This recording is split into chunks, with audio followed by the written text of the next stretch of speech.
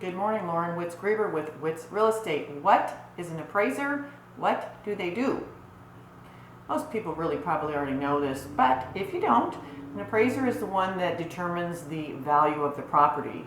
They're hired by the bank that the buyer is using to borrow $500,000 or $1 million, and they want to make sure, quite honestly, that the property that the buyer has said they'll pay $500,000 for is truly worth $500,000.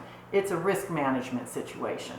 The seller has to prove, or the seller's agent, I should say, really it's their job to prove that the property is worth what the buyer is willing to pay for it. What does the appraiser look at? They look at recent sales activity. They generally try to look not more than 90 days out. They're looking for model matches. Some communities have them, some communities don't.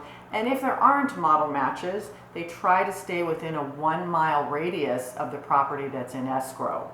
If there's an appraisal problem, there are ways to deal with that. Had one last year. My sellers happen to be very motivated, so it was very quickly taken care of.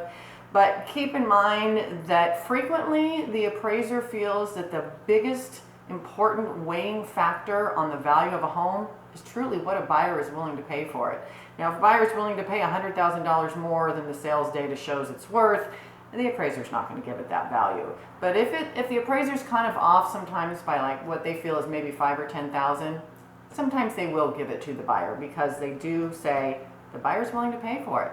Just food for thought. Questions further about appraisal information, buying a house, selling a house, just give me a shout. Lauren@keepyourwits.com.